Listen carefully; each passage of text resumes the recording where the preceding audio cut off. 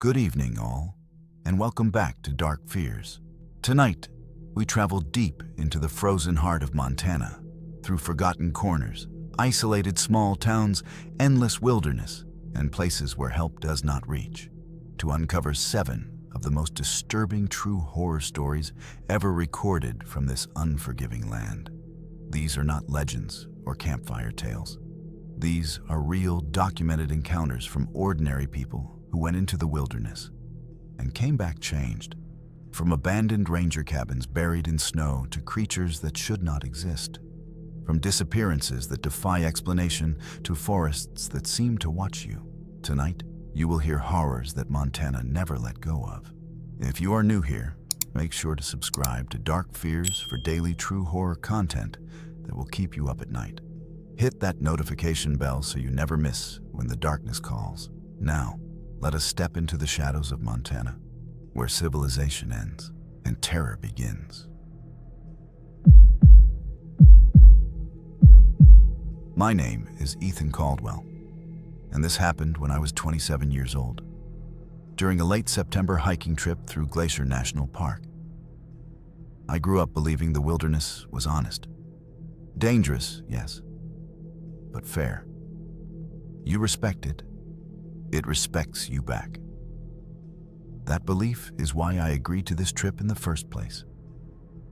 There were 4 of us. Me, my younger brother Luke, my longtime friend Marcus, and Marcus's girlfriend Hannah. The plan was simple. 3 days, 2 nights.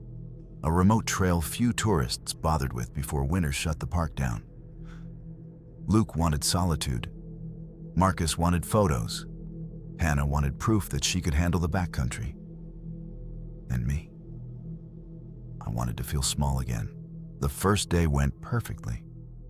Too perfectly. The forest was silent in a way that felt intentional, like it was holding its breath. No birds, no wind. Just our boots crunching against old frost and the faint, uncomfortable sense that something unseen was pacing us from a distance. Never close enough to see, but never far enough to forget. That first night, we set up camp near a tree line overlooking a frozen stream. Luke noticed it before any of us said it out loud. There were no animal sounds, not a single insect.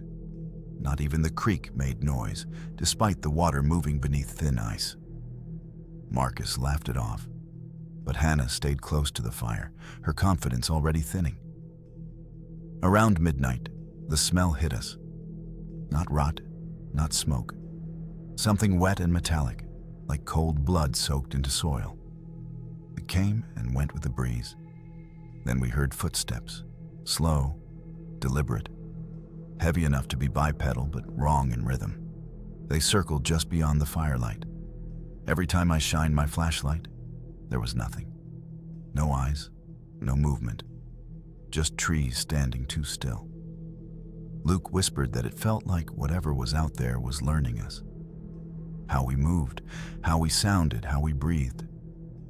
That's when Hannah said something I still hear in my sleep. Why does it sound like it's practicing?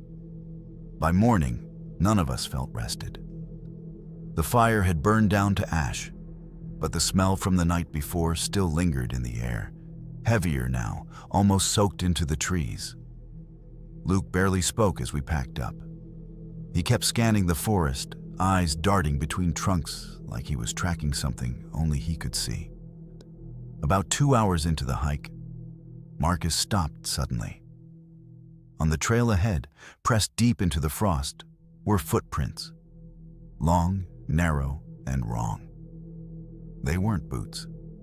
They weren't animal tracks either. Each step looked stretched, as if whatever made them had too many joints in its legs. Worse, they were layered over our footprints from the day before, meaning whatever left them had followed us all night. Hannah started crying quietly, insisting we turn back. That's when Luke pointed out the worst part. The tracks weren't going in one direction. They were everywhere, circling, overlapping, pacing us again. It wasn't following the trail. It was following us. By early afternoon, the forest began to change. The trees grew denser, their branches interlocking overhead, blocking out the sun. GPS stopped working. Compasses spun uselessly. Marcus admitted the trail markers didn't match the map anymore. It was like the land itself had rearranged while we slept. Then we heard it again. Footsteps, closer this time. Not circling, matching our pace. When we stopped, it stopped. When Luke coughed, it mimicked the sound, slightly delayed, like a bad echo trying to get it right. That's when Hannah screamed. Across a clearing, partially hidden behind a tree, was something tall and pale, its limbs bent at angles no human joints should allow. It didn't charge. It didn't threaten. It simply watched, its head tilted as if studying us. Marcus raised his camera, desperate for proof. The moment the shutter clicked, the thing stepped behind the tree and vanished. No sound, no movement, but the smell came back stronger than ever. And we realized something terrifying. It no longer needed to hide. We didn't speak after that. Fear has a way of stripping language down to its bones. Every snapped twig sounded intentional now. Every shadow felt occupied. Luke took the lead, gripping his trekking pole like a weapon, while I stayed at the back, constantly turning around, convinced I'd catch it standing right behind us. Then the trail ended, not gradually, not confusingly. It simply stopped, swallowed by dense undergrowth and deadfall. Marcus swore the map showed a ranger access route just ahead, but the forest disagreed. Hannah's breathing turned shallow and fast. She kept saying she felt watched from inside her own head, like something was leaning forward, listening to her thoughts. That's when Luke froze. Slowly, he pointed to a tree beside the trail. Scratched deep into the bark, far above human reach, were symbols. Not letters, not words, but repeating shapes, carved recently. The smell intensified. Behind us, the footsteps started again, only now they were running. We ran without direction, crashing through brush, abandoning the trail completely. Branches tore at our skin. The forest floor dipped and rose unpredictably, like the land itself was trying to throw us. Behind us, something moved with terrifying ease.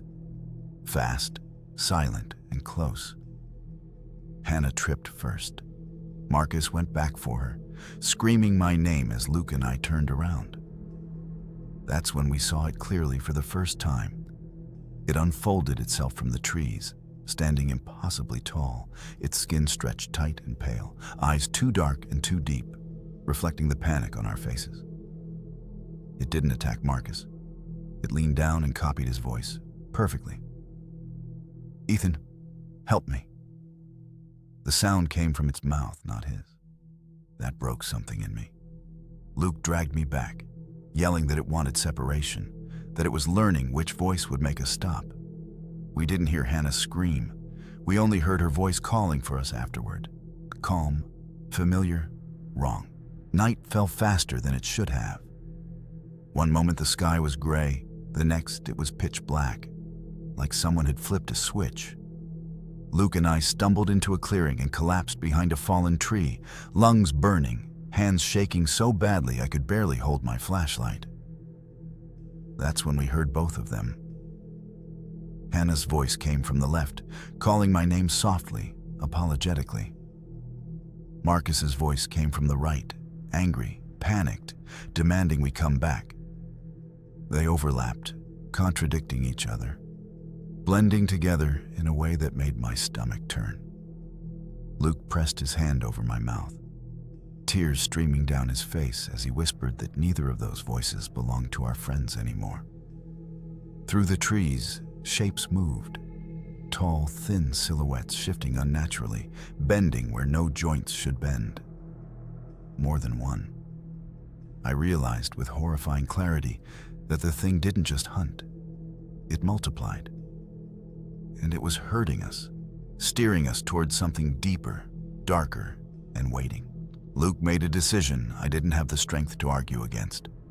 He said the forest had rules, even if we didn't understand them. Predators isolate, mimics distract, and survival sometimes means refusing to play along. He stood up and shouted my name. Immediately, the voices stopped. Everything went quiet, too quiet. Then the footsteps surged toward Luke's position from every direction at once. I screamed for him to run, but he didn't. He turned to me, smiled the way he used to when we were kids, and threw my pack toward me. "Don't answer it," he said, "no matter what it sounds like." Then the forest swallowed him. I heard his voice calling my name for hours after that. Sometimes it cried, sometimes it laughed, sometimes it begged. I didn't move, I didn't answer. By dawn, the voices faded. Luke never came back. By morning, the forest had returned to its deceptive calm. The fog had lifted slightly, revealing a landscape that looked untouched, pristine, even peaceful. But I knew better. The ash of our fire had cooled. The symbols on the trees were gone. The trail markers were visible again, almost mocking me with their false normalcy. I wandered aimlessly for hours, calling for Hannah and Marcus. Only the wind replied, carrying faint echoes of laughter and crying, all blended together. Every so often, I thought I saw shadows flit between the trees just at the edge of my vision. Something followed, always maintaining distance, never letting me forget it existed. Eventually, I found the ranger station. They looked at me like I'd lost my mind. No one else had returned from the trail. No tracks were found, only my own. And the last thing I remember before collapsing was the faintest sound of someone, or something, whispering my name from the tree line. Months later, I returned home, forever changed.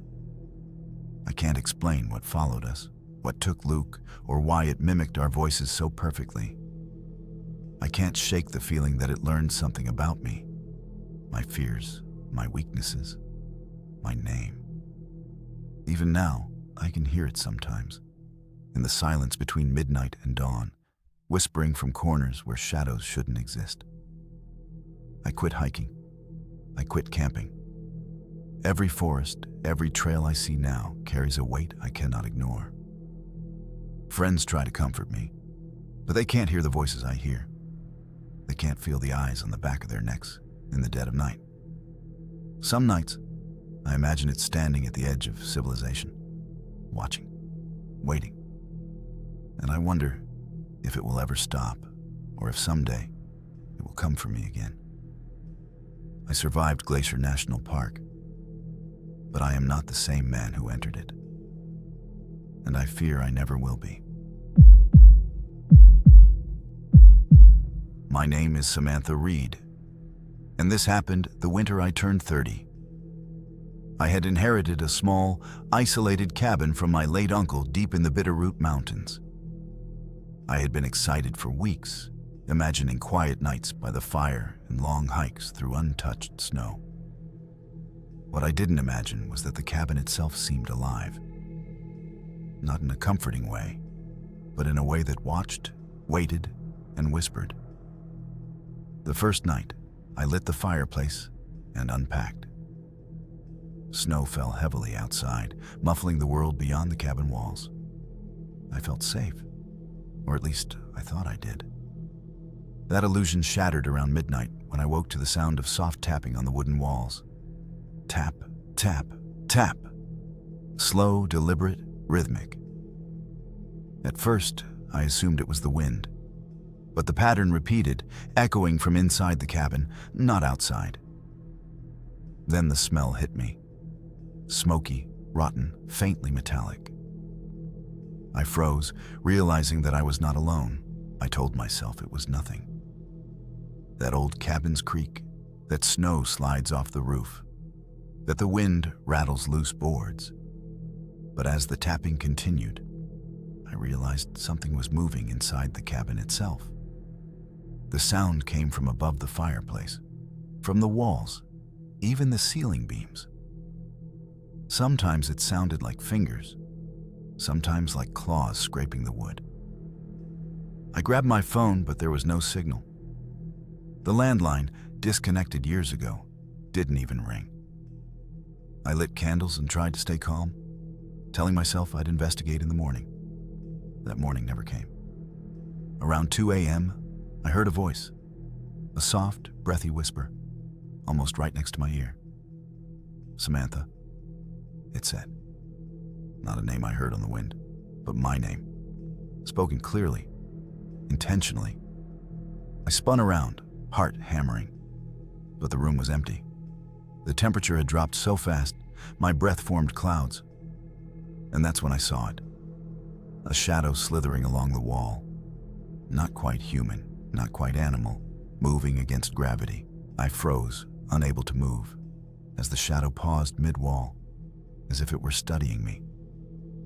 Its shape was fluid, like smoke twisted into limbs, yet its movements were precise, unnatural.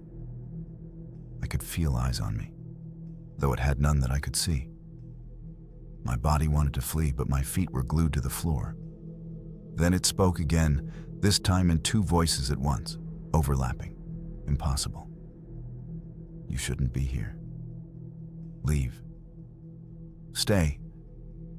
I stumbled backward, knocking over a chair, and it darted away like a wisp of smoke slipping between the cracks of the cabin walls.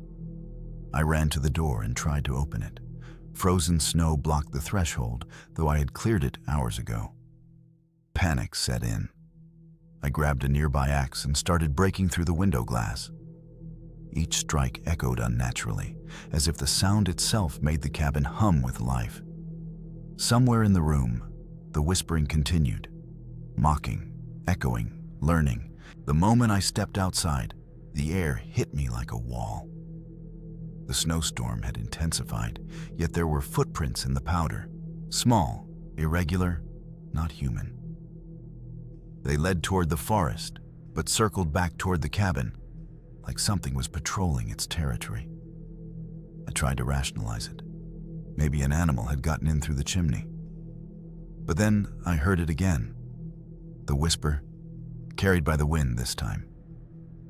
"Samantha, don't leave. Don't leave." The voice came from every direction at once, though no living creature could produce it. I realized the shadow wasn't confined to the cabin. It could move with the snow, with the night, with me. Every step I took, it mirrored. Every breath I drew, it mimicked. I ran blindly into the forest, axe in hand. But the feeling of being watched was relentless, closing in from all sides. Even as I stumbled over roots and snow-covered rocks, I could hear it behind me. Learning how I ran, hours passed, or maybe minutes. Time felt irrelevant in the snow-covered forest. Every step I took seemed mirrored, every sound duplicated, distorted, coming from just behind me.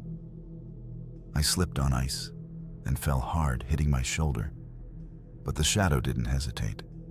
It followed relentlessly, silent except for the faint whisper of my name, as if it were breathing with me, inside me. I tried to hide behind a cluster of pines, heart hammering in my chest, lungs burning. But the snow around me shifted unnaturally, forming shapes. Figures that mirrored my position, mocking me. My fear turned to panic as I realized it could anticipate my every move. Then I saw a faint glow ahead, another cabin, or maybe just a trick of the storm. My instinct told me to run, but as I approached, the whispers crescendoed into a chorus of voices, my uncle's, my own, laughing and crying at the same time. Something inside me screamed that this was no longer the wilderness. It was a trap. I stumbled into the cabin, or what I thought was a cabin. But the door creaked open before I could reach it. Inside, the air was warmer, almost inviting. Yet every shadow stretched unnaturally across the walls. The furniture was familiar, but distorted. Chairs bent at impossible angles, Floorboards rippled like liquid, and in the fireplace, flames flickered black instead of orange. The whispering didn't stop. It came from the walls, the ceiling, even the floorboards beneath my feet. "Samantha, stay, stay, stay." Every repetition felt like a finger pressing against my mind, invading thoughts I didn't want anyone to hear. Then I saw it clearly, perched atop the mantel. A small, writhing shape made of smoke and frost, eyes forming and disappearing, always watching. The longer I stared, the more it multiplied, emerging from every corner at once, surrounding me. My instincts screamed to run, but every exit led back into the snow, into its waiting embrace. I realized then I had no choice. It controlled the forest, the cabin, everything. Escape was no longer an option. The whispers grew louder, sharper, almost impatient. I realized it wasn't just trying to scare me. It was communicating, learning how I thought, how I feared, shaping the space around me to torment me further. Every shadow seemed to stretch toward me, and the temperature dropped sharply with each step I took. My breath formed to clouds, and my limbs felt heavy, as if the cabin itself weighed me down. I tried to grab anything to defend myself, a chair, a log, even a shard of broken glass. Each time I raised my hand, the shadows multiplied, forming indistinct humanoid shapes that mirrored my movements and blocked every exit. The whispering was now a chant, a cacophony of voices, my uncle's, my own, unknown children, pleading, laughing, crying. Then I realized the worst part. The cabin wasn't trying to trap me inside. It wanted me to follow it willingly, to surrender to its will. Every instinct screamed to fight. Every instinct screamed that I could never leave. Panic turned to desperation. I bolted toward the main door, but the floor seemed to ripple beneath me. It was as if the cabin itself was breathing, alive, and aware of my every heartbeat. The shadows surged toward me, not attacking, but guiding, corralling, shaping my path. The whispers became seductive, urging me forward, promising safety if I obeyed. I paused at the doorway, staring into the swirling snowstorm outside. The forest beyond seemed almost normal again, quiet, still. Yet I knew better. Something waited, unseen, hungry, ready to follow me anywhere. I took a deep breath and stepped forward. Breaking into the storm, the shadows didn't pursue, but the whispers lingered, embedded in my mind. Every step away felt like walking through molasses, the wind carrying fragments of voices, memories that weren't mine. By the time I reached the tree line, the cabin had vanished behind me, as if it had never existed. The snow fell silently, masking every trace, leaving me to wonder. Had I really escaped, or had I simply joined its world? By morning, exhaustion had overtaken me. My clothes were frozen, my hands raw, and my mind replayed the whispers on a loop. I stumbled toward the nearest ranger station, hoping someone could tell me it had all been a hallucination, a winter-induced delirium. But no one seemed surprised by the state I was in, only concerned for my physical safety. I returned later, determined to prove what had happened. The cabin, the warped interior, the shadows, it was gone. Snow-covered trees lined the area, untouched, no trace of disturbance. Even my footprints from the night before were erased. It was as if the forest had swallowed it whole, hiding the horror from any rational mind. And yet, every night since, I hear whispers when I'm alone. The voices are faint, but unmistakable, calling my name, beckoning me toward something I cannot see. I've realized that the forest didn't release me. It simply allowed me to leave physically, while leaving a part of me behind. Months later, I moved far from Montana, But I am never truly alone. At night, in the quiet of my apartment, I hear the faintest taps, the whispers curling around my thoughts. Sometimes I wake up and see shadows bending in the corners of the room, shapes that mimic my posture, stretching impossibly toward the ceiling. Friends call it paranoia. Psychologists say trauma can cause auditory and visual hallucinations. But I know better. The cabin, the shadows, the whispers, they were real. And a part of me stayed behind in the Bitterroot Mountains, in that unnatural place, forever tethered to something that is not human. I warn anyone who ventures into Montana's remote wilderness. Respect the forests, respect the quiet. Some places remember who walks there. Some places watch. And some, like that cabin in the Bitterroot Mountains, never let go. I survived the winter there. But I am not the same person who entered, and I fear I never will be. My name is David Harper, and this happened 2 summers ago during a solo backpacking trip in Helena National Forest. I had been an experienced hiker, confident in my ability to navigate the remote trails, but I had never been truly alone in a forest this vast. The trail was quiet, almost unnaturally so, with sunlight filtering through dense canopies, casting long, shifting shadows on the moss-covered ground. At first, the hike was peaceful. Birds chirped in the distance, and a gentle breeze rustled the leaves. But as the day wore on, I noticed something unsettling. The trail markers didn't match the map. Landmarks I expected to see weren't there, and the sounds of wildlife faded. By mid-afternoon, the forest felt oppressive, like it was watching me, learning my pace, my breathing, my footsteps.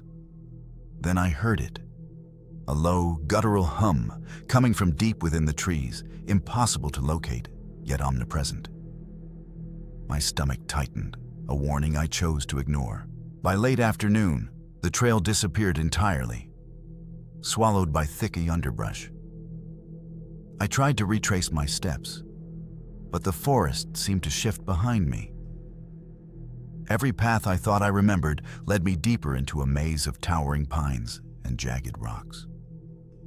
The hum from earlier grew louder, echoing off unseen cliffs and tree trunks, vibrating in my chest. Panic began to set in as daylight faded. I stopped, scanning my surroundings, and noticed something moving just beyond my vision. Branches bent unnaturally, shadows flickered. For a moment, I thought it was an animal, but whatever it was moved upright, gliding between the trees in a way that no creature should. I called out, my voice cracking, but there was no reply. Only a chilling silence, heavier than the air itself. Then I realized that the hum had changed. It wasn't random anymore. It was imitating my breathing, matching my every inhale and exhale. I felt trapped, observed, and hunted all at once. Night fell faster than I expected, and the forest transformed into a black maze. The trees became looming giants, their branches tangled like claws. Every sound I made seemed amplified, echoing through the dense canopy, and every rustle of leaves sounded like footsteps following me. The hum had become a low chant, repeating, rising, shifting in pitch, taunting me, teaching me fear. I stumbled upon a small clearing and collapsed behind a fallen log, gasping for breath. That's when I noticed the footprints, human, but wrong. They were long and narrow, with twisted toes, and they crisscrossed my path in impossible patterns, as if whatever made them had been pacing me for hours. My heart pounded as I realized there were more than one set, overlapping in ways that defied explanation. I tried to keep calm, telling myself it was my imagination. But a whisper cut through the night air. "David, don't leave." It was my voice, and it sounded terrified. I forced myself to move again, trying to follow the faint trail markers I thought I remembered. Every step felt heavier. The forest seemed to pulse, alive with intent. Branches bent toward me, leaves whispered in a language I couldn't understand, and the low chant followed me relentlessly. Then I saw it. A figure between the trees, tall, pale, moving with a fluid grace that made my stomach knot. Its limbs bent at unnatural angles, gliding silently over roots and rocks. The hum aligned with its movement, resonating through the earth as if the forest itself obeyed it. I tried to speak, to call for help, but my voice was swallowed by the shadows. Every time I looked away, it disappeared, only to reappear when I glanced back, closer than before. My sense of direction vanished. The forest no longer felt like land I could traverse. It was a cage, a predator, and I was prey. I realized with a cold dread, the forest had claimed me. I ran blindly, stumbling over roots and rocks, trying to escape the feeling of eyes everywhere. The hum had grown into a roar in my mind, each note vibrating through my skull, drowning out rational thought. Every shadow seemed to stretch toward me, twisting unnaturally with the flicker of moonlight through the trees. My legs ached, my lungs burned, and still the figure followed, always just beyond my vision. Then I tripped over something solid. A boulder? No. It moved as I fell. A pale hand, impossibly long and thin, rose from the snow, brushing past my shoulder. I scrambled to my feet, adrenaline surging, and ran again, forcing myself through the dense forest. The whispers had multiplied now, calling my name in distorted tones, mocking me, coaxing me to stop. I realized with absolute clarity that it wasn't chasing me randomly.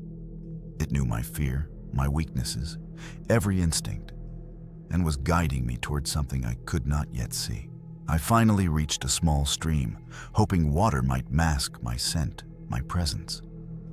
But the moment I knelt to drink, the surface rippled unnaturally, though there was no wind. Reflected in the water, I saw them. Figures rising behind me, elongated, fluid, featureless, yet horrifyingly humanoid. Their movements were unnatural, graceful, deliberate. I couldn't look away. The whispers intensified, layering voices I knew with voices I didn't, chanting my name, warning me, tempting me. My axe felt heavy in my hand, my only defense against something that seemed immune to physical force. I swung at a shadow, and it split and multiplied, forming more shapes than I could count. I realized I'd made a mistake. Every action I took, every thought I held, it mirrored, learned, adapted. The forest had become a sentient labyrinth. I could run, hide, fight, but nothing mattered. Whatever this was, it would not let me leave until it had finished shaping me into part of its world. I stumbled through the forest, lungs burning, legs numb, senses sharpened to an unbearable edge. The whispers had become constant, impossible to ignore, echoing from every tree, every shadow, every rustle of leaves. Each one called my name in tones I had never heard, familiar yet alien, twisting my mind into knots. I tripped again, this time over a root that seemed to grow out of nowhere. As I fell, I saw them clearly for the first time. Dozens of pale humanoid shapes, moving silently in the underbrush, bending and twisting in ways no living creature could. Their presence was suffocating, as if the forest itself pressed down on me. I tried to fight the rising panic, telling myself I could outsmart them. But the realization hit me like ice. This forest wasn't just watching. It was alive, sentient, feeding on my fear, learning my weaknesses, preparing me for some end I could not yet imagine. I forced myself to stand, shaking, and tried to chart a path out of the endless forest. Every direction seemed wrong, twisting back on itself. The whispering intensified, now a chorus of distorted voices urging me to stop, to surrender, to join them. My heart raced as I realized the shadows weren't just behind me. They were all around, encircling me, forcing me deeper into the darkness. Desperation drove me forward, though each step was heavier than the last. The ground shifted beneath me in subtle ways, roots and rocks rearranging themselves, turning familiar paths into traps. The figures glided alongside me, imitating my movements, silent except for the faint echo of the chorus that mirrored my breathing. And then I saw it, a clearing bathed in unnatural light.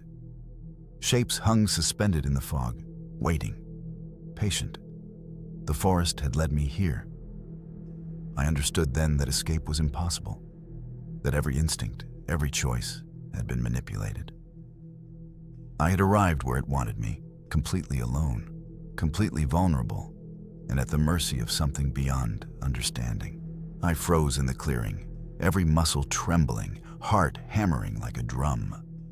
The pale humanoid figures hovered silently, their shapes flickering in and out of view, as if the forest itself bent reality around them. The chorus of whispers became unbearable, a constant pressure in my skull, repeating my name, laughing, crying, coaxing me forward. I realized with a chilling certainty that the forest didn't want me to leave. It wanted me to become part of it, to join the chorus, to exist only as a memory echoing through the trees. My instincts screamed to run, but every path I tried led me in circles back to the same clearing, to the same waiting shapes. Hours passed like seconds.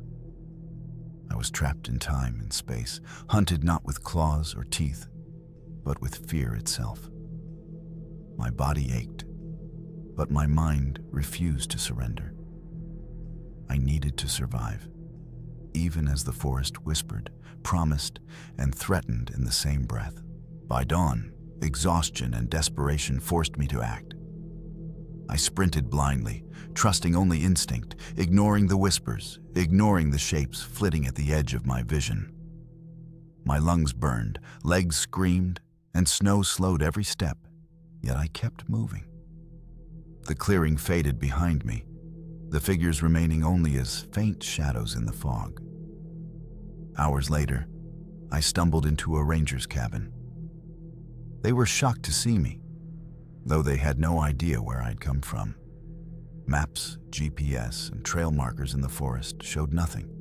The area I had been in didn't exist, at least not in any documented form. I left Helena National Forest immediately. But even now, long after returning home, I hear whispers in the quiet. Shadows mimic my movements. Shapes flicker at the edge of my vision. I survived. But the forest's lesson remains. Some places are alive. Some places remember you. And some, like Helena National Forest, never let you truly go. My name is Ethan Clark, and this happened during a solo road trip through Beartooth Pass last summer. I had driven these roads countless times, marveling at the jagged peaks, winding highways, and endless stretches of wilderness. But that day, the mountains felt different, darker, almost alive, as if they were hiding something I wasn't supposed to see. It started around dusk. I had pulled over at a lookout point to take photos of the setting sun, when I noticed a figure standing near the edge of the cliff. At first, I thought it was another tourist, but the figure didn't move, didn't react to my waving. It was tall, thin, clothed in dark rags that flapped in the wind, and its face was impossible to discern, shadowed and featureless. Curiosity got the better of me. I approached slowly, but the figure didn't move. As I got closer, I realized the air around it was unnaturally cold, and my phone began glitching, static flickering across the screen. I called out to the figure, my voice cracking in the thin mountain air. But it remained silent, still, unmoving. The wind carried a low hum, almost like chanting, vibrating through my chest. My instinct screamed to back away, but I was rooted, mesmerized by the unnatural presence. Suddenly, the figure raised one arm, pointing down the winding road I had just driven. A shiver ran through me. My car's headlights flickered, then died, leaving me in almost total darkness. The mountains, the cliffs, the entire pass seemed to pulse with some unseen energy. I fumbled for my phone, but it refused to turn on. That's when I noticed the tracks leading away from the figure. Not human, not animal, but a strange combination of both, with elongated toes and uneven stride. They led toward the forest below the cliffs, twisting unnaturally. A whisper, low and guttural, brushed past my ear. Follow, or stay. My rational mind screamed to flee, but the figure had already begun to vanish into the growing darkness. I hesitated at the edge of the cliff, staring down at the twisting forest below. The figure was gone, yet its presence lingered, like a weight pressing into the air. The strange tracks led into the trees, disappearing into the shadows of the mountain.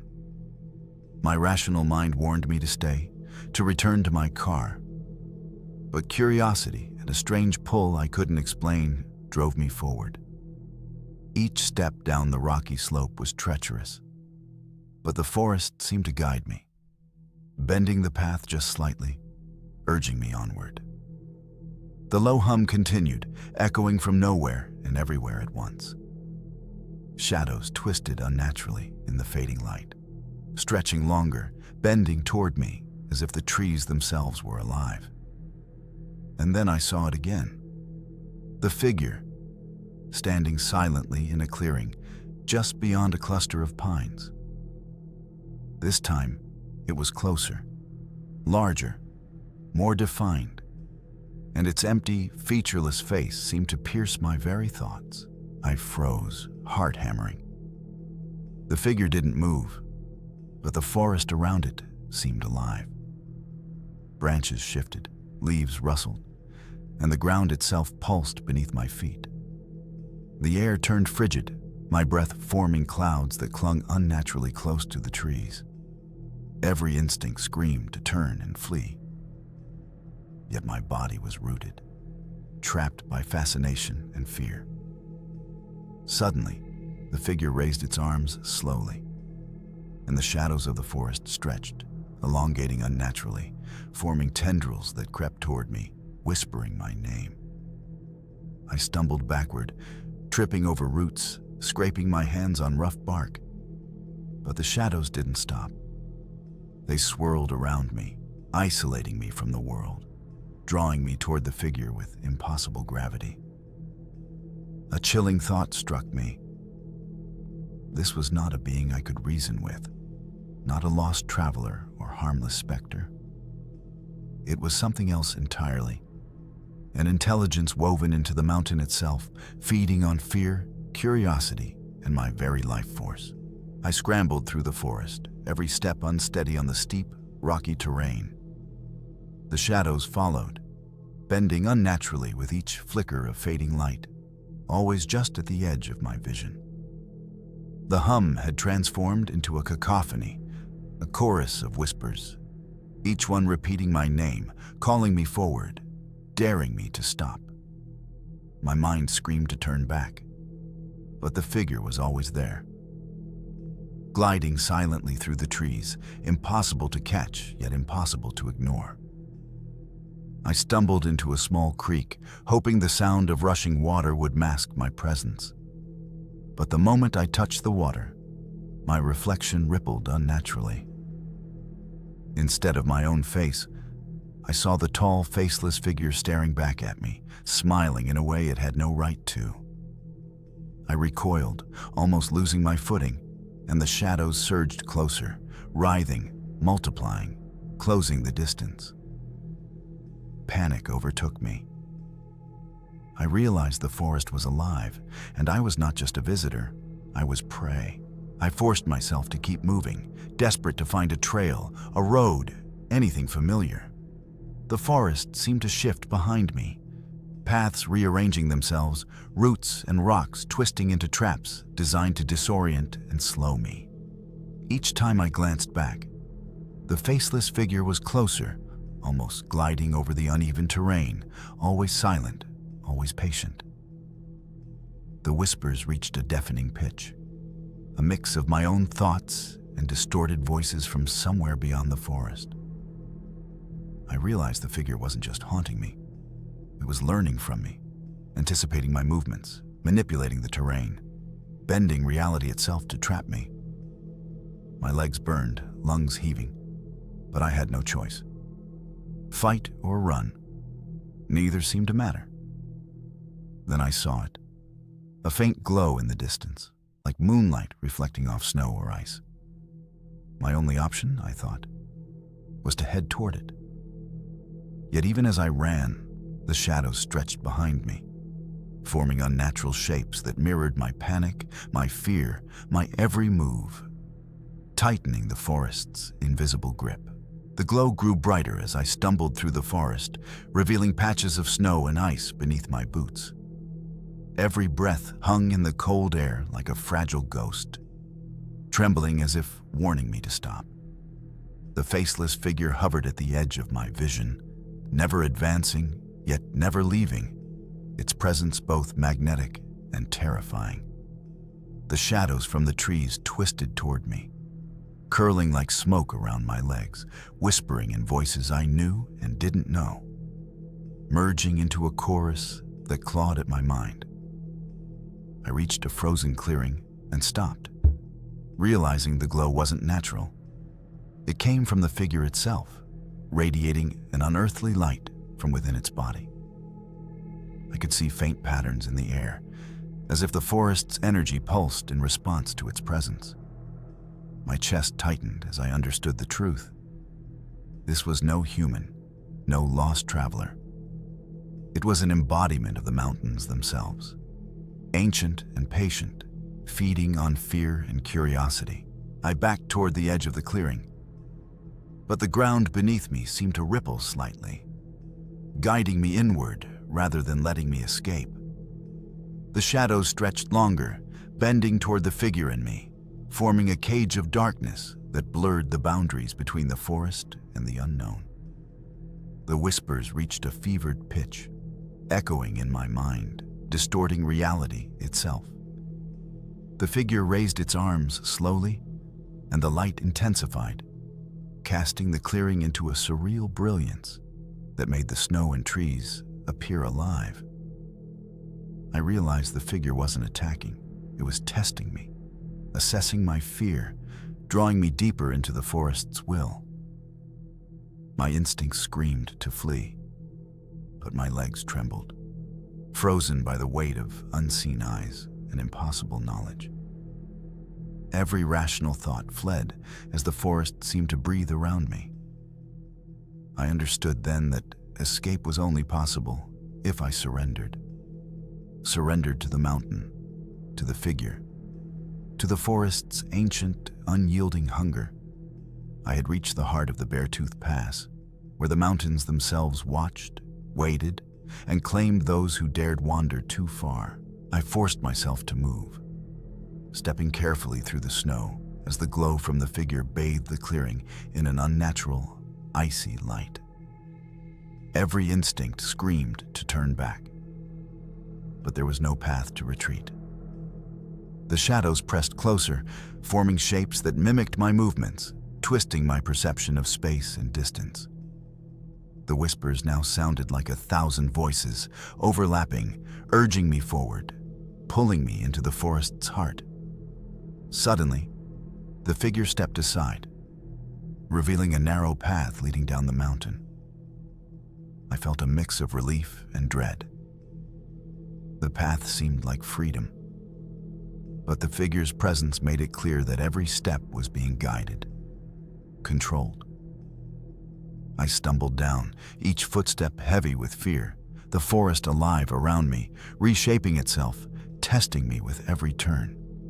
By the time I reached the lower trees, the glow had faded, but the whispers lingered, faint and insistent, a reminder that the forest had not finished with me. Hours later, I emerged from the forest onto the winding road, exhausted, disoriented, and trembling. The figure was gone, the path behind me erased by snow and shadow. My car was untouched, as if nothing had happened. Yet my mind carried every moment, the whispers, the shadows, the impossible figure that seemed to embody the mountains themselves. Even now, months later, I feel its presence in quiet moments. The memory of the Beartooth Pass lingers, a silent warning etched into my mind. I never returned, and I never will. That night taught me a truth I can't unlearn. Some parts of nature are not passive. They watch, they remember, and they claim those who wander too far.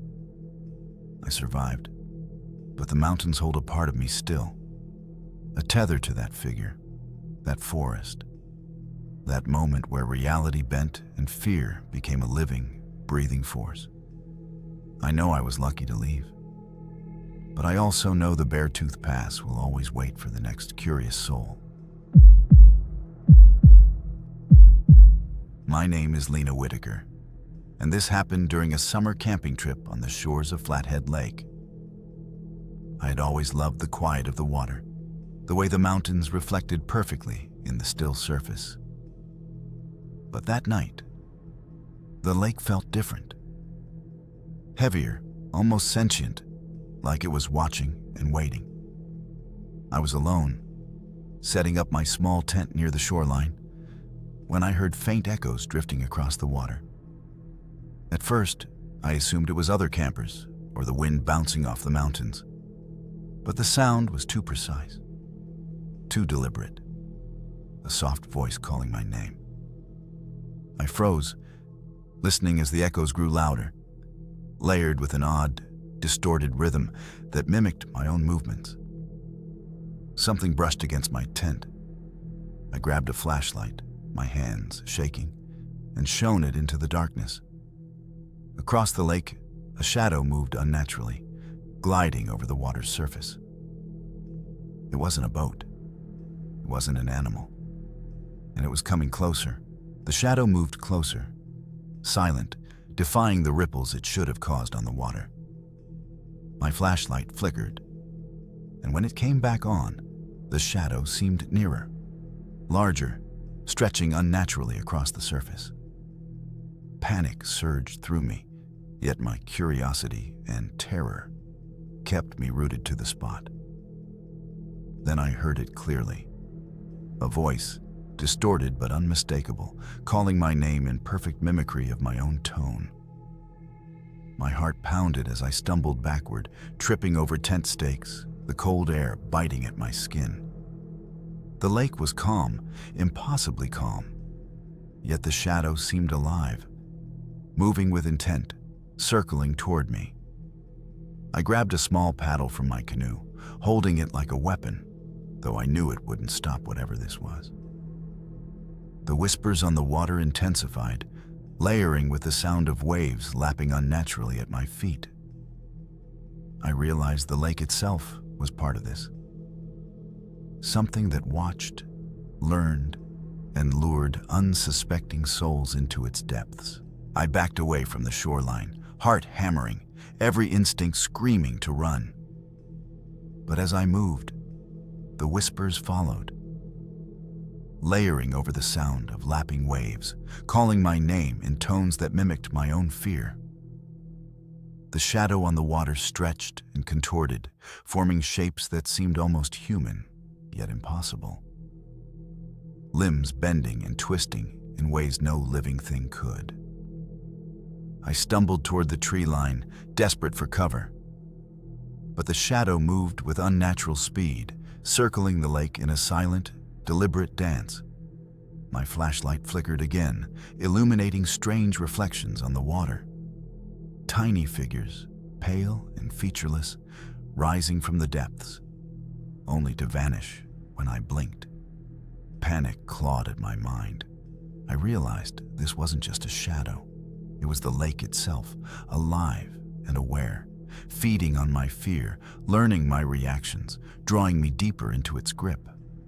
I had to escape, but the shoreline seemed endless, a labyrinth of water and whispering shadows. I scrambled through the underbrush, trying to put distance between myself and the lake. But the whispers followed, echoing through the trees, growing louder, more insistent. Every branch I touched seemed to tremble. Every step I took shifted the ground beneath me in subtle, unnatural ways. The air was thick with cold, and the sound of water, once distant, was now in my ears, surrounding me from all sides. Then I saw it again. The shadow, towering and dark, moving over the lake's surface as if it were solid ground. Its reflection shimmered across the water in impossible shapes, bending reality around it. I realized with a sinking horror that it wasn't just a predator. It was intelligent, patient, and aware of every choice I made. Fear propelled me forward, though my legs burned and lungs burned harder. I understood that the lake wanted more than to scare me. It wanted to draw me in, to become part of its dark, watery world, just like the countless whispers that had called my name before. I stumbled into a small clearing, my flashlight flickering, illuminating the ground in brief, unreliable bursts. The whispers had become deafening, a chorus that overlapped itself, repeating my name, twisting my thoughts into knots. Every shadow among the trees seemed to stretch unnaturally, forming shapes that mimicked my movements, laughing at my fear. I realized the shadow on the lake was not alone. Tiny ripples emerged around it, rising into pale, featureless humanoid figures, their forms barely visible through the mist. They hovered just above the water, circling the main shadow, their movements synchronized as if guided by a single consciousness. Panic surged through me, and my instincts screamed to flee, but every direction looked the same. An endless loop of trees, darkness, and whispering water. I gripped my paddle tightly, knowing it could do nothing. Yet it was all I had. My mind raced, trying to find logic where there was none. Realizing the lake didn't just threaten, it controlled the environment, manipulating reality to keep me trapped and terrified. I forced myself to keep moving, stumbling down a narrow path that seemed to appear spontaneously between the trees. The whispers followed, now a chaotic blend of human and distorted voices, repeating fears I hadn't voiced aloud. My legs burned, lungs heaved, and yet the path seemed endless, curving back on itself in impossible ways. Then I heard it, a single, low tone, different from the chorus, deeper, resonating through the ground, as if the lake itself were speaking. The shadow on the water paused, ripples spreading outward in concentric waves that distorted the forest's reflection. The pale figures around it seemed to sway in response, their forms stretching unnaturally. I realized the lake was studying me, gauging my fear, learning my movements, and preparing me for something far worse. Every instinct screamed to run, but I knew instinct alone would not save me. The whispers carried a single warning now: stay or join. And the shadow advanced, slowly, inevitably, as though I had already crossed a line I could never return from. I reached a rocky outcrop overlooking the lake, hoping to gain some perspective, some advantage over whatever this was. But the shadow had anticipated it. The pale figures had moved too, rising from the mist in impossible synchrony, hovering above the water like sentinels, their featureless faces fixed on me. The whispers were now a deafening tide, vibrating inside my skull, blending with the sound of the lake itself. The shadow pulsed, a slow, rhythmic movement that made the water shimmer unnaturally. It wasn't just a presence. It was a force, ancient and intelligent, connected to the very lake, feeding on the terror it generated. My body trembled, every instinct telling me to flee. Yet I was rooted by fascination and fear. I realized the lake was testing me, drawing out my panic, learning my reactions, shaping reality around me. The whispers repeated one chilling message: "You cannot leave. Not yet." And the pale figures began moving toward the outcrop, forcing me to confront the impossible truth. I was utterly trapped. I backed away, heart racing, feeling the weight of the lake pressing against me. The pale figures swirled around the shadow, their motions precise, deliberate, almost ceremonial. The water itself seemed alive, rippling without wind, each wave bending toward me as though the lake were reaching, testing, pulling. My flashlight flickered and died, leaving only the glow from the shadow, casting the pale figures in stark, horrifying relief. I tried to run down a narrow path, but the trees seemed to lean inward, closing in, guiding me back toward the water. The whispers intensified, repeating my fears aloud, twisting them into commands, as if the lake wanted me to obey. I realized that the shadow, the figures, the whispers, they were all one entity, an intelligence bound to the lake itself, feeding, observing, shaping. The chilling truth settled in. Escape wasn't about running. It was about surviving its tests. Keeping calm when the lake sought to consume not just my body, but my mind and soul. I forced myself to keep moving, my legs trembling, lungs burning, as the shadow and the pale figures seemed to anticipate every step. The whispers had transformed into a single, commanding voice, repeating in a rhythm that matched my heartbeat, echoing through the forest and across the lake. Every instinct screamed to flee, yet the path ahead seemed to stretch endlessly, twisting and looping, a maze designed to disorient and terrify. The shadow pulsed once, and the pale figures began to descend toward me, their elongated, faceless forms moving with uncanny precision. I realized with terror that the lake was not bound by physical laws. It bent space, time, and perception, creating a world where escape seemed impossible. Yet something inside me, a spark of raw determination, pushed me forward.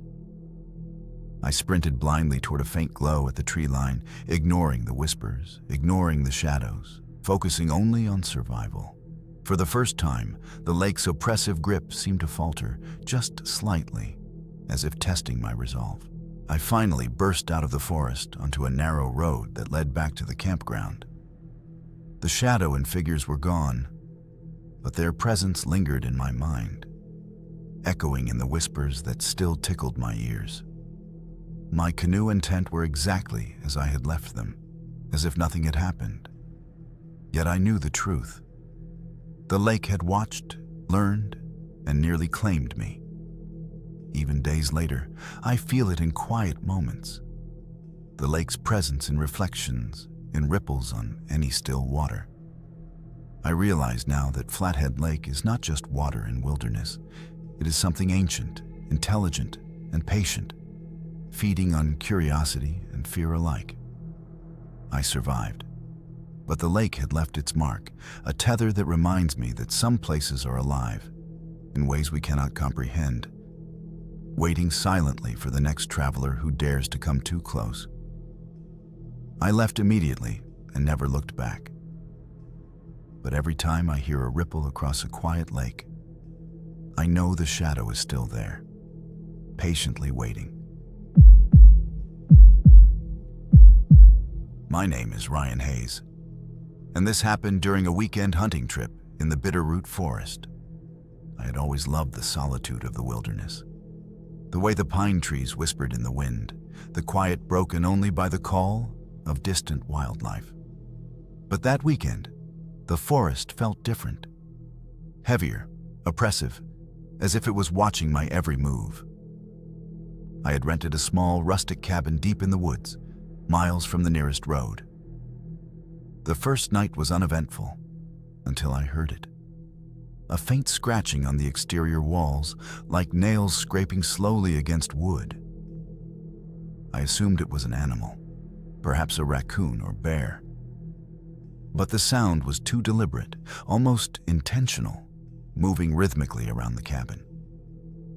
I grabbed my flashlight and stepped outside, shining it across the dense trees. Shadows flickered unnaturally between the trunks, and a cold wind swept over me, though the night was still. Then I saw a figure, barely visible, standing motionless among the pines, watching. I froze, heart pounding, as the figure remained still, its presence almost blending with the darkness. The scratching stopped, replaced by a low, rhythmic tapping that seemed to echo from all directions. My flashlight flickered, casting elongated, distorted shadows across the forest floor, making it impossible to distinguish reality from illusion. I called out, my voice trembling, but the figure didn't respond. Instead, it shifted slightly, a movement that felt deliberate and calculated, and a chill ran down my spine. The wind carried whispers that I could barely understand, almost like words in a language I didn't know, repeated over and over in soft, guttural tones. I considered retreating back inside the cabin, but instinct told me that closing the door might not protect me. The figure was patient, aware of my every thought and hesitation. I realized this wasn't a random encounter. Something in the forest had singled me out, and it was waiting. For what? I couldn't yet comprehend. I backed cautiously toward the cabin, my flashlight trembling in my hands. The figure remained motionless, yet every instinct told me it was observing, studying my movements. The forest around me felt alive, the trees bending subtly, almost imperceptibly, as if leaning closer to watch. The scratching had returned, but this time it seemed to move across the ground, circling the cabin, punctuated by low, intermittent whispers that grew louder with each passing second. I tried to steady my breath, telling myself it was just my imagination, that the shadows and sounds were tricks of the mind. But then I saw it move. Not fully, just a flicker, too quick and deliberate to be a trick of light. My heart pounded as I realized it was learning, anticipating my reactions, feeding off my fear. The cabin, once a refuge, now felt like a trap, a fragile shield against something patient and ancient, lurking in the forest. I rushed inside the cabin, slamming the door behind me, but the sense of being watched didn't fade. The air was thick, cold, and oppressive, carrying the faint scent of pine and decay. Every shadow in the room seemed alive, shifting with the flickering of my flashlight. The scratching continued, now on the walls, the roof, and the floorboards, following me, anticipating my every step. I tried calling for help, but the signal was gone, swallowed by the forest. The whispers grew clearer, almost articulate, repeating my own name in a low, chilling tone. I could feel the figure pressing against the boundaries of the cabin, invisible yet omnipresent. Every instinct screamed to flee. Yet I knew stepping outside would bring me face to face with whatever haunted these woods. Then I noticed a small window facing the trees, frosted over with condensation. Through it, I glimpsed the figure again, closer than before, framed by the forest, unmoving but somehow alive, its presence commanding the entire clearing. I knew then the forest had marked me, and the cabin offered no true sanctuary. I gripped a heavy log from the fireplace, ready to defend myself, though I knew it would do little.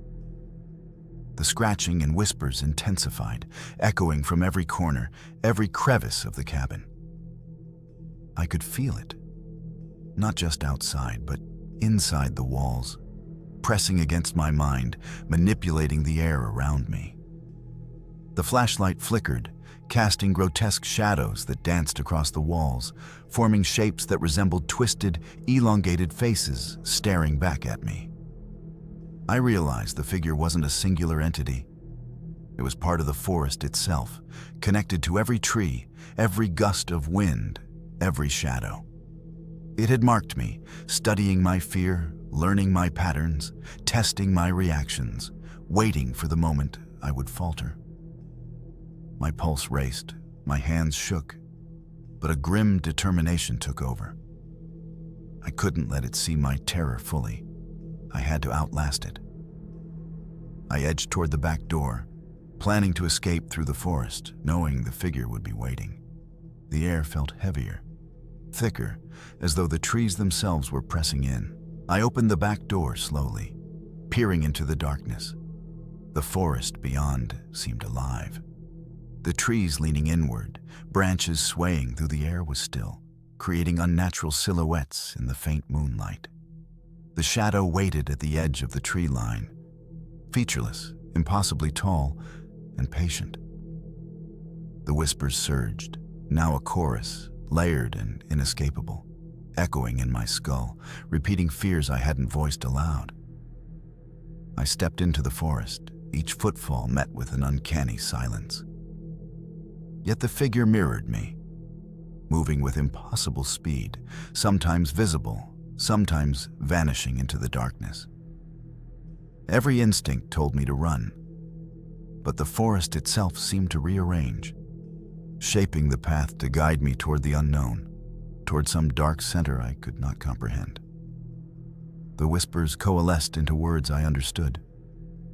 You are ours. You belong here. A shiver ran down my spine as I realized the forest was no mere backdrop. It was an entity, aware, alive, and hungry, and I was its prey. My fight for survival had only just begun. I pressed deeper into the forest, branches clawing at my clothes and face, each step heavier than the last. The shadow followed, moving with a patience that made time itself feel distorted. I stumbled into a small clearing where the moonlight barely touched the ground. The whispering had grown into a cacophony, overlapping voices that repeated my fears, mocking me in tones that were unmistakably my own. The forest itself seemed to breathe around me, the trees bending subtly, as if leaning closer to witness my terror. The shadow pulsed with an unnatural rhythm, reflecting off patches of fog curling along the ground. I realized it wasn't just observing. It was testing me, gauging my fear, and drawing me towards something far darker. My flashlight had died, leaving me in near complete darkness. But the figure's glow illuminated glimpses of the twisted, elongated forms of other shapes among the trees. Creatures that weren't entirely human. I knew then that my survival depended not on running, but on understanding and outlasting the entity that controlled this forest.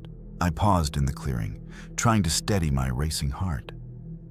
The shadow moved closer, but this time, it didn't advance directly.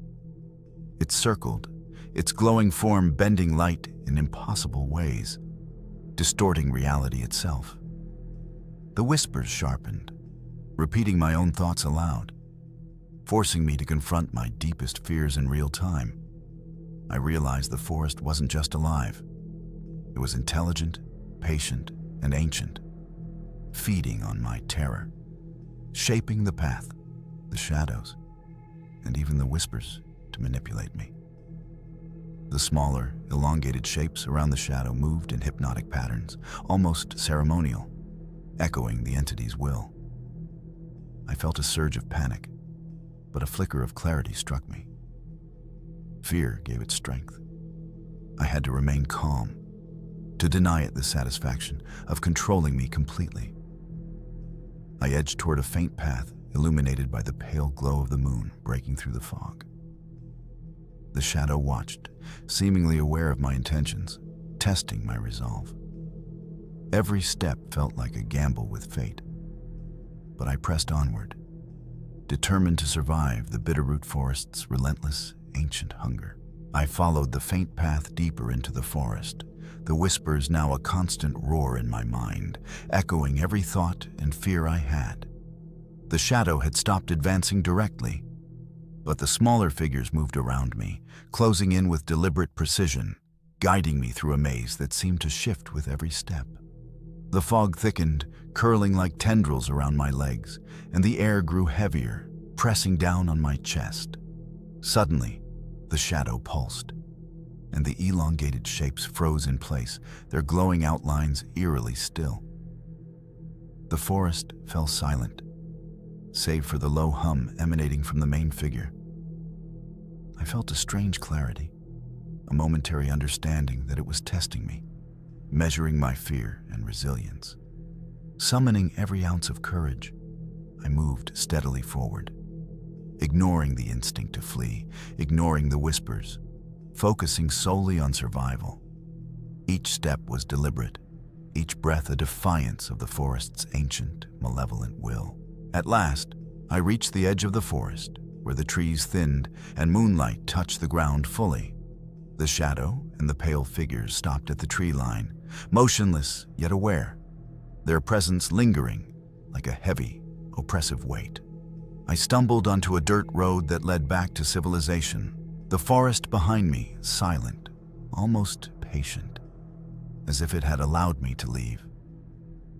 Even as I drove away, I could feel its gaze in every reflection, in every shadow, a tether to the cabin and the forest it controlled. The Bitterroot was not merely a forest. It was an ancient, intelligent entity that claimed the souls who wandered too deep, and I had only survived by resisting its hunger. The memory of those whispers, the elongated figures, and the pulsing shadow haunted me for months, a chilling reminder that some places are alive in ways we cannot comprehend. I never returned, and I never will. But every time I close my eyes, I can feel the forest waiting, patient, intelligent, and eternal, ready for the next unwary soul. My name is Ethan Cole, and this happened during a solo hiking trip in the Glacier Peak Wilderness. I had always loved the thrill of solitude in the mountains, the quiet broken only by the crunch of my boots on snow and gravel. But that day, the wilderness felt oppressively silent, as if the peaks themselves were holding their breath. I was following a rarely used trail when I noticed the sun was beginning to dip behind jagged cliffs faster than expected. Shadows lengthened unnaturally across the snow, stretching toward me like dark fingers. I paused to adjust my pack, and that's when I heard it. A soft, desperate cry echoing from the valley below. At first, I assumed it was another hiker in trouble, but the sound was distorted, almost human, yet impossibly hollow, carrying an urgency that made my chest tighten. I followed the sound, descending carefully, but the trail seemed to vanish beneath my feet, replaced by jagged rocks and frozen gullies. Something in the air felt wrong. A presence, unseen yet deeply aware of me. I moved cautiously, my boots slipping on ice-covered rocks, each step accompanied by the echo of that distorted cry.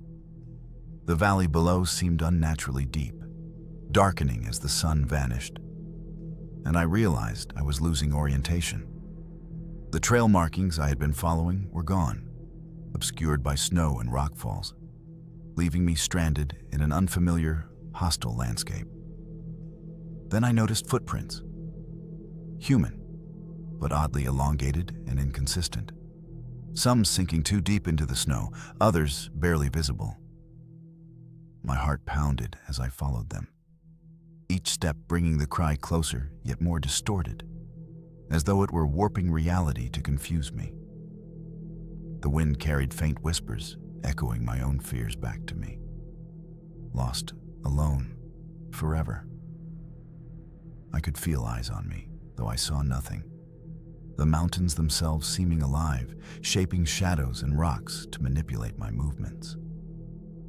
I knew instinctively that this was no ordinary hike gone wrong. Something in Glacier Peak had singled me out. And it was patient, intelligent, watching, waiting, and learning my every move. I stopped moving when the cry suddenly cut off, leaving the valley in an unnatural silence. Even the wind had died, and the stillness pressed against my ears until they rang.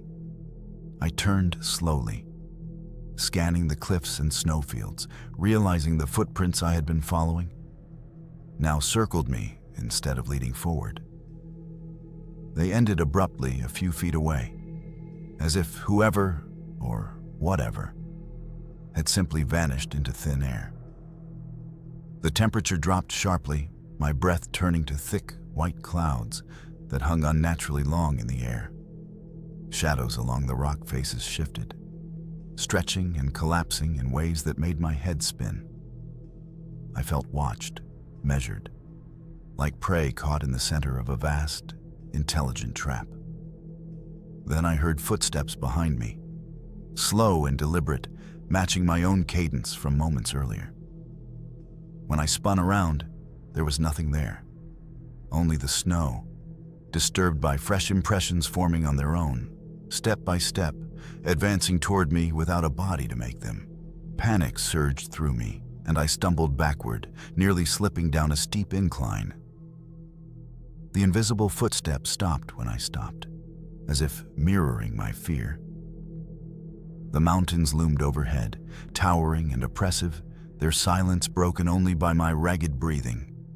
I felt an overwhelming sense that the wilderness itself was aware of me, shaping the terrain to keep me exactly where it wanted me. I forced myself to keep moving, choosing a narrow ridge that climbed upward, hoping elevation would give me a chance to regain my bearings. But the further I climbed, the more distorted everything became. Rocks seemed to shift when I wasn't looking. The snow beneath my feet felt unstable, soft in places where it should have been solid. Then the crying returned. Closer now, no longer echoing from below, but whispering directly behind my ear. It sounded exactly like my own voice, pleading, exhausted, afraid. I knew then that whatever hunted this mountain didn't just lure hikers, it became them, using their fear and memory as bait for the next lost soul.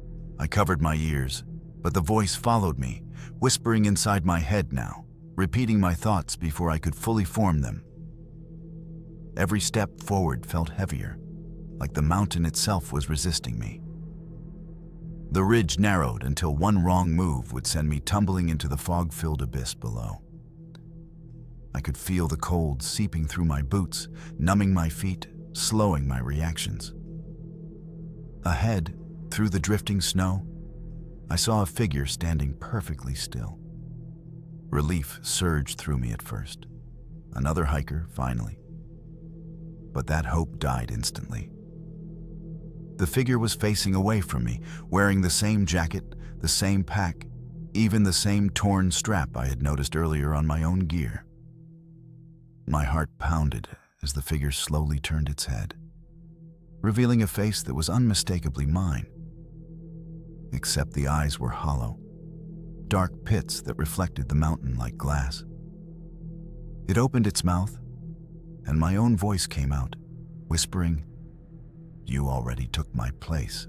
I staggered backward, nearly losing my footing as the thing that wore my face stepped closer. Its movements were slightly delayed, like a reflection struggling to keep up, and the air around it shimmered unnaturally. The mountain groaned beneath us, a deep, resonant sound that vibrated through my bones. I realized then that this wasn't just a creature. It was a replacement, something the wilderness created to ensure no one ever truly left. The doppelganger gestured toward the valley below, where I saw more figures wandering aimlessly through the fog. Some limped, some crawled, all wearing the expressions of exhaustion and terror frozen permanently on their faces. Lost hikers, claimed hikers. The voice in my head grew calmer, almost reassuring, telling me I could rest now, that the mountain would take care of everything. My legs trembled as I fought the urge to surrender, knowing that one moment of acceptance would erase me completely. I turned and ran, not knowing where I was going, only that stopping meant becoming another echo trapped in Glacier Peak forever. I ran until my lungs burned and my vision blurred, but the mountain never changed. No matter how far I went, the landscape folded back onto itself like a cruel loop. The fog thickened, swallowing the trail completely, and the silence returned. Heavy, deliberate, watching. When I finally collapsed to my knees, the snow beneath me felt warmer than it should have, almost welcoming. That was when I noticed the footprints around me. Dozens of them, all the same size, all leading in circles, overlapping endlessly. My footprints. I realized I had been here before, many times. Panic clawed at my chest as fragmented memories surfaced, waking up on the trail, running, screaming, meeting myself, and fleeing again. Each attempt ending right here. From the fog, the voice returned, no longer threatening, but patient. It told me the truth, that the mountain doesn't kill hikers. It keeps them. When someone refuses to let go, the mountain creates a copy to continue the cycle. I wasn't escaping Glacier Peak. I was already part of it. The realization hit me harder than the cold ever could. I looked down at my hands and saw faint frost patterns forming beneath the skin, spreading slowly, permanently. My breath came out thinner now, weaker, as if the mountain was already reclaiming it. I stood unsteadily and followed the voice, not because I wanted to, but because resistance no longer mattered. Ahead, the fog parted to reveal the ridge once more, and standing there was another hiker approaching from the opposite direction. His face was full of hope, relief shining in his eyes as he spotted me. I recognized that expression immediately. I had worn it once. I tried to warn him. I opened my mouth to scream, to beg him to turn back. But only a calm, familiar voice escaped my lips. My voice. Telling him everything would be okay. Telling him to keep moving forward. As he passed me, the mountain grew silent again. I felt myself fading, becoming lighter, thinner, until I was nothing more than a presence bound to the trail. Somewhere behind me, another hiker screamed, and the cycle continued. Time stopped having meaning after that. I no longer felt hunger or exhaustion, yet I remained trapped in the same frozen moment, watching hikers arrive with the same confidence I once had. Some laughed as they adjusted their backpacks. Others whispered prayers before stepping onto the trail. None of them sensed me standing inches away. The mountain changed my role slowly. At first, I was only a watcher, forced to relive the cycle in silence. But eventually, the fog began responding to my thoughts. Trails shifted when I focused on them. Landmarks vanished when I willed it. I understood then that the mountain wasn't alive on its own. It borrowed intention from those it claimed. One evening, a storm rolled in faster than expected. A lone hiker stumbled into view, soaked, shivering, and terrified. He looked straight at me. For a brief second, I believed he could see me. Hope flared, dangerous and painful. But his eyes slid past mine, drawn instead to a familiar shape forming behind me. Another version of himself stepped from the fog, calm and smiling, ready to guide him deeper. I realized the mountain no longer needed me to run. It needed me to help. I stopped fighting it after that. Resistance only caused pain, like tearing frost from bone. The mountain rewarded obedience with quiet, stillness, purpose. I became a whisper in the wind, a shadow at the edge of vision, a reassuring voice when fear peaked. Every time someone followed me, the cold inside eased just a little. I remember the last thing that tied me to my old life: my name. One night, as the fog thickened and fresh footprints appeared on the trail, I tried to remember it. The sound felt foreign in my mind, like a word from another language. The mountain didn't want names. Names meant escape. Now, when hikers go missing near Glacier Peak, search teams say the tracks simply vanish. No signs of struggle, no bodies. Just looping footprints circling the same ridge until they fade into snow. Sometimes, survivors report something stranger. They talk about a calm hiker who pointed them the wrong way. Someone who smiled too kindly in the storm. Someone who sounded just like them. If you ever hear your own voice calling you forward in the fog, don't answer, because it might be me.